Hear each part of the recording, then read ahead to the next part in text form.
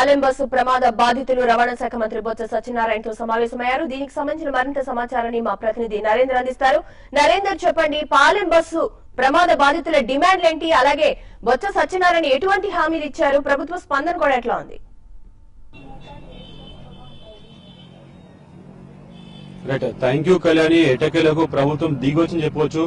అయితే పాలెం ఘటన నెల రోజులు గడిచినప్పటికీ ప్రభుత్వం వీళ్ళకు అనుమతి అంటే వాళ్ళ అపాయింట్మెంట్ లభించకపోవడం కొంచెం బాధ కలిగించిన విషయం చెప్పుకోవచ్చు. అయితే పాలెం ఘటన జరిగి 1 month అయిన తర్వాత పాలెం బాధితులు మినిస్టర్ క్వార్టర్స్ లో బొత్స సత్యనారాయణ కలవడానికి గతంలో వచ్చినప్పటికీ అందులోకి అంటే మినిస్టర్ క్వార్టర్స్ లోకి పోలీసులు వారిని అనుమతించకపోవడం కాస్త తోపులాట జరిగింది. అది పెద్ద గందరగోళ వాతావరణం జరిగింది. దాని తర్వాత కూడా జరిగిన పరిణామాలను చూస్తే వాళ్ళు క్యాండిల్ ర్యాలీ కావచ్చు, మొత్తం రాష్ట్ర వ్యాప్తంగా కూడా పాలెం బాధితులకు అందరూ అండగా నిలిచారు. అదే ఓయూ జేఏసీ సైతం కూడా వీరికి అండగా నిలిచింది. అదేవిధంగా లోక్ సత్తా అధినేత జయప్రకాష్ నారాయణ కూడా జబ్బర్ ట్రావెల్స్ అయితే పాలెం బాధితులు జబ్బర్ ట్రావెల్స్ వద్ద నిరసన చెప్పారు. అదేవిధంగా ప్రజెంట్ మనం చూసుకుంటే ఈ రోజు ఉదయం 9 గంటల తర్వాత మన బొత్స సత్యనారాయణ గారు పాలెం బాధితులకు అయితే అపాయింట్మెంట్ ఇచ్చారు. వీళ్ళ డిమాండ్ ఏంటంటే ₹1,00,000 కాకుండా 25 లక్షలు వీళ్ళకి ఎక్స్గ్రేషియా ప్రకటించాలని చెప్పేసి వీళ్ళు డిమాండ్ చేస్తున్నారు. అదేవిధంగా ఈ పాలెం బస్సు బాధితులకు అందరూ మద్దతు లభిస్తుందని చెప్పుకోవచ్చు. అంతేకాకుండా హీరో శివాజీ సైతం కూడా పాలెం బస్సు బాధితులకు మద్దతు ప్రకటించారు.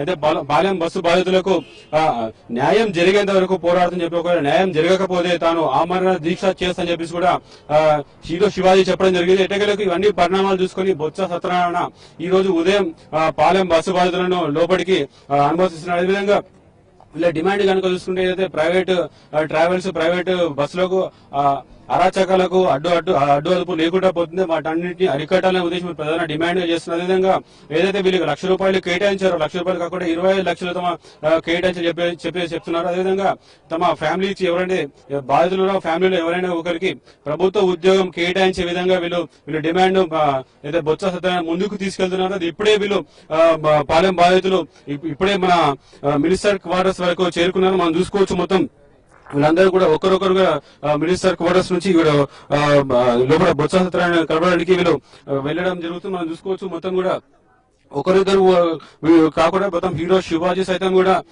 వీళ్ళతోని పాలెం బస్సు బాధితులతో ఉన్నాడు. అయితే మనం కొంతమందితో మాట్లాడే ప్రయత్నం చేస్తాం. సో చెప్పండి, మీ ప్రధాన డిమాండ్ ఏంటి? మా ప్రధాన డిమాండ్ ఏంటంటే మాకు ఎక్స్గ్రేషన్ కావాలి. సార్ ఉన్నారు, సార్ చెప్తాను. మా అందరి తరఫున ఆయన మాట్లాడతాను. ఓకే, రైట్ అంటే వీళ్ళ కొందరితో మాట్లాడే ప్రయత్నం చేస్తాం. సో చెప్పండి, మీ ప్రధాన డిమాండ్ ఏంటండి? మీరేమని ఎందుకు అరెస్ట్ చేయటం లేదు? అదొకటే మేము అడుగుతున్నాము. ఎందుకు అరెస్ట్ చేయటం లేదు? బాధ్యత ఎందుకు తీసుకోవట్లేదు? అవన్నీ నిబంధనలకు విరుద్ధంగా తిరుగుతున్నాయంటున్నారు.